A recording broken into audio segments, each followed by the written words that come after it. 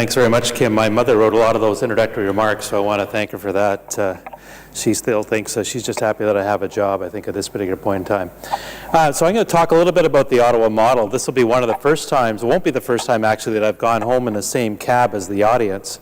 But now, these days, we say we go home in the same Uber as the audience when the audience is small. So let's talk about smoking cessation. Of course, why do we care about this? Well, this is the reason that smoking gets all the attention in terms of interventions is that smoking will kill you. And so this was basically the premise of our research, that we need to start to do a better job actually assisting people to quit smoking, and that was kind of the genesis of our program. Now, I happen to work in a hospital, in an actual heart institute, where all we see all day long are patients who've got cardiovascular disease, and in fact, smoking is the most preventable cause of people coming to see us in the first place. And so our program really evolved out of a desire to initially just try to do a better job helping people that came into our hospital, help them to quit smoking.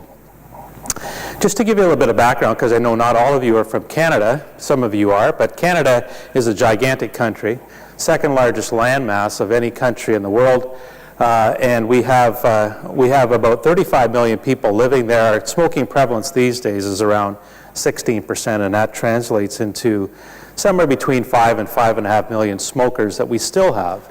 And of course, the reason that people are smoking today is not because they don't know that smoking is bad for them, because virtually every smoker knows that, but it's because of the addictive nature of smoking and tobacco. But it's also because smoking is a very highly conditioned behavior as well. People start to associate smoking with many other things in their life, and that therefore is the role of both counseling as well as pharmacotherapy in the treatment of tobacco addiction. So one of the other main premises of what we do is this idea that when people are exposed to healthcare environments, is this in fact a teachable moment?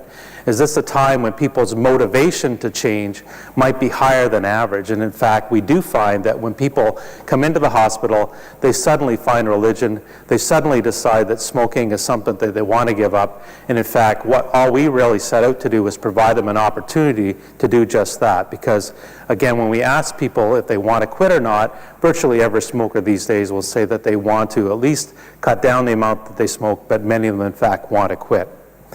So the Ottawa model was kind of born out of that, and when we reviewed the literature and the evidence about what works in terms of helping people to quit, it really came down to we need to, first of all, be systematic about identifying who is even a smoker when it comes to the people that we may be dealing with. And interestingly, in the hospital setting, when we ask people, are you a smoker, some people will tell us that no, they're not a smoker because they quit on that day coming in the ambulance on the way to the hospital.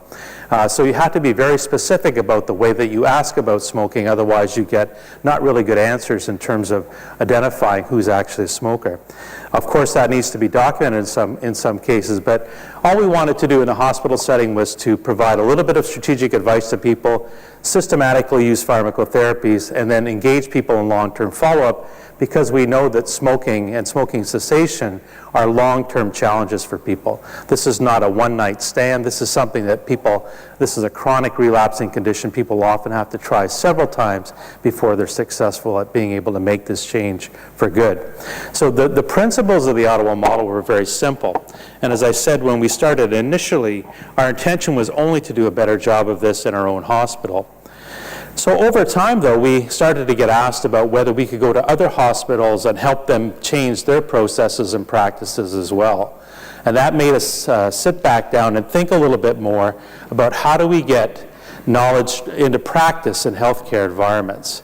And you've heard a lot about non-pharmacological interventions, but at the end of the day, this is really all about, can we transform the way that care is actually provided in some of the main delivery systems that we have? And of course, if we can embed that effectively, then we will be able to influence patients much more with the right kind of information. So we thought it was all about keeping calm and being systematic, and we wanted to look at processes that might make it easier for people to get interventions when they're in healthcare environments.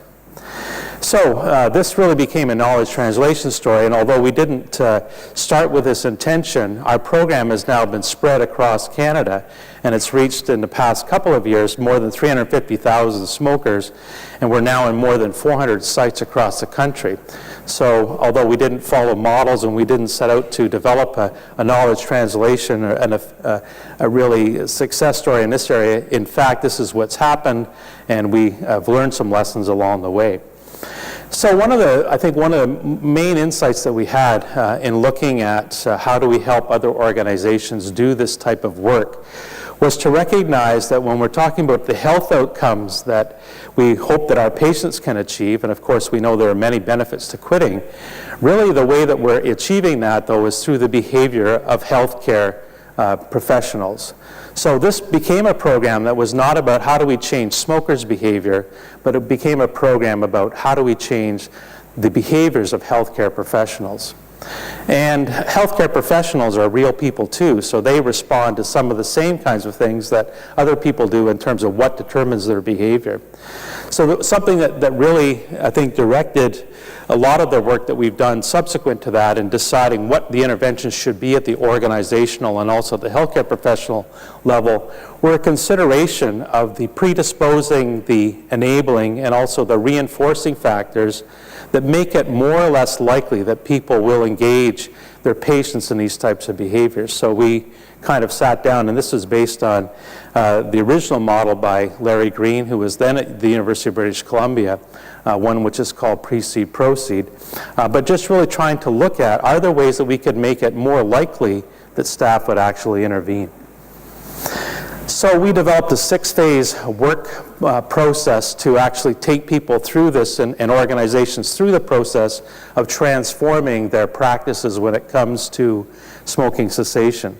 This involved initially doing some introductory work with senior management to get buy-in from organization at the organization level, doing pre-program evaluation, then spending some time planning and putting in place a systematic protocol in these organizations. And that often meant that we needed to do policy change. And one of the key things about sustainable program change in big organizations is, can you change policy? And if you can change policy, you can probably make a program sustainable.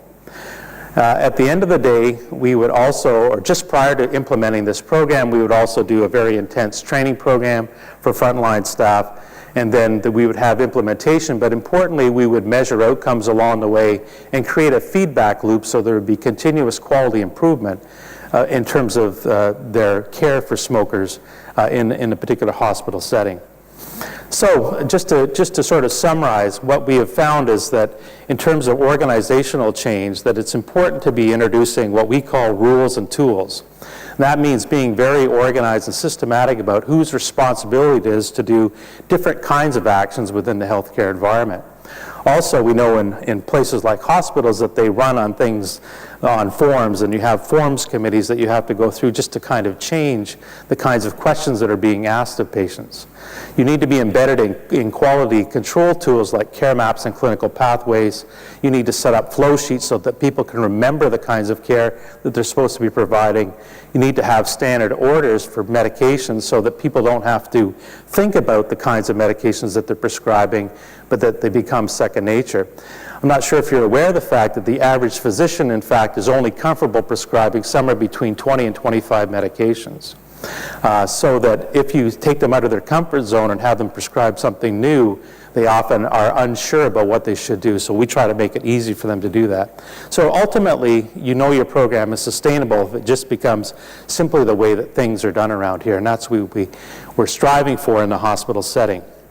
So really, in setting up a tobacco control protocol, we had to identify who was going to do the identification, when was that going to occur, where was it going to be documented, who was going to do the smoking cessation consult, and who was going to provide strategic advice and medication, who was going to engage people in follow-up, and then who would enter data. And these are all the specific behaviors. So again, it's taking the complex, what is really a complex intervention, and breaking it down into some very specific pieces. We've also evolved over the years very specific tools that can be utilized. We have patient education materials. We also have consult forms, standardized pre-printed scripts that can be used in terms of medication, and physician order sets that can be automatically implemented.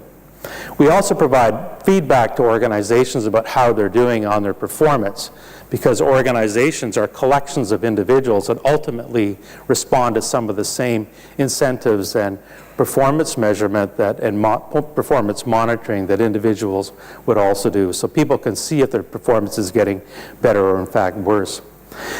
When we did some of the initial analysis of the Ottawa model, we found that implementing the Ottawa model led to about an 11% increase in the long-term quit rates of patients that were coming through those particular hospitals that had implemented it. And of course, this was significant at a statistical level, but it was also clinically very important because it created many more thousands of quitters when you think about the number of smokers that pass through hospitals. I thought I'd just finish up today by talking to you about, as we've expanded the Ottawa model, we've moved to other outpatient environments as well. And so one of the most recent studies we've done is a cluster randomized trial that looks at putting smoking cessation into diabetes education programs in Ontario.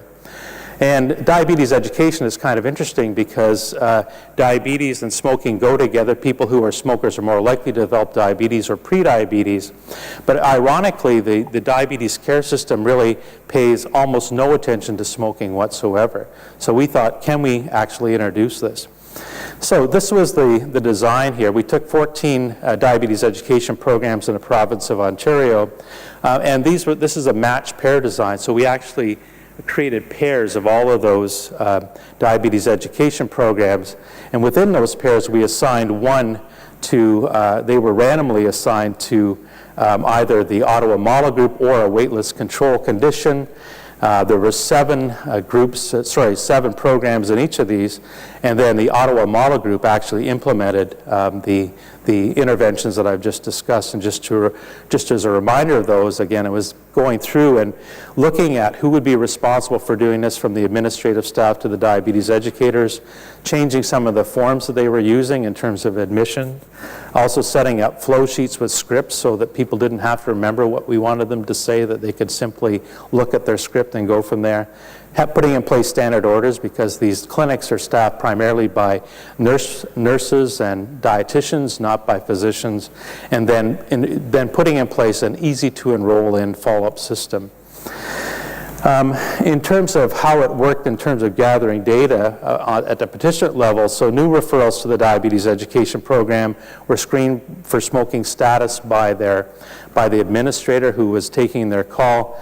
Smokers were asked if they were interested in participating in a study about smoking cessation. These potential participants were then called by a research coordinator who got their consent verbally.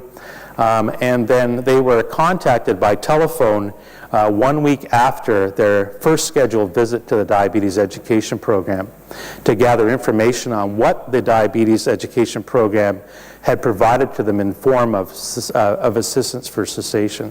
And then we followed up at 6 months to find out who was not smoking at that particular point in time. And if people said they weren't smoking, we then verified that using carbon monoxide. So I just wanted to highlight a couple of things. The first is that one of the things, because the Ottawa model is really a system-level intervention that's designed to change provider behavior, one of the first things that we wanted to do as a test really of our processes were to find out whether implementing the Ottawa model led to changes in the behaviors that patients reported their diabetes educator had done with them. So you can see that it didn't really create much change in terms of asking about smoking. People always are good at asking about smoking, but it really comes down to, do they actually provide assistance? And so if you're in the Ottawa model group, you are much more likely to be asked about your smoking, more likely to be offered assistance, more likely to be provided help to set a quit date, more likely to have discussed medications, more likely to have been provided with written materials, and more likely to have been scheduled for follow-up. So at the end of the day, we're really interested in, are people quitting or not? And this is the impact of the implementation of diabetes education programs in terms of quit rates measured at 6-month follow-up. So overall, we had 314 smokers that were identified in these 14 diabetes education programs that participated in this. And you can see that the quit rate in the Ottawa model group was around 11% versus only about 2.6% in the waitlist control condition. These quit rates are not as high as what we typically see in hospital patients because it probably reflects a lower level of motivation on the part of the patient. But on the other hand, we see approximately the same magnitude of difference between the Ottawa model group and the control group as we saw when we were implementing in hospitals, even though the absolute quit rates in hospitals are much higher than they are in this particular outpatient environment. And that again is just comparing how we did in the diabetes education compared to hospitals. So just a few takeaway messages, and I know I've really just kind of maybe whetted your appetite for some of the work that's done in this area, but the Ottawa model has really become an example about knowledge translation, and this is really a critically important part of the whole scientific process about getting knowledge into action, and I think that there's a lot of important lessons that can be learned here. There are a lot of opportunities to learn about the best ways to implement interventions at scale, and I think one of the things that we've been able to achieve with this program is the ability to take it to a large number of organizations and to do so effectively. And finally, cluster randomized trials for us provide a certain way that we can evaluate these types of complex interventions that are implemented at an organizational level or a unit level or a program level in ways that can be useful in terms of building our knowledge base. I just show this as if any of this is of interest to you, this is our most recent paper on managing smoking cessation, which we published this past December in the Canadian Medical Association Journal. There's also a podcast that goes along with this, so if anybody has difficulty sleeping at any point in time, I highly suggest the podcast to you. It includes both myself as well as my colleague, Dr. Andrew Pipe. He's more of a booming voice and prone to histrionics, waves his arms around a lot, but I think you'll find that I'm the voice of reason on the podcast, and perhaps you'll be able to take something from that. I want to thank you for your attention today, and thanks for coming out this morning. It's an early day, and I do appreciate we'll all go home in the same Uber. Thanks very much. Thank you.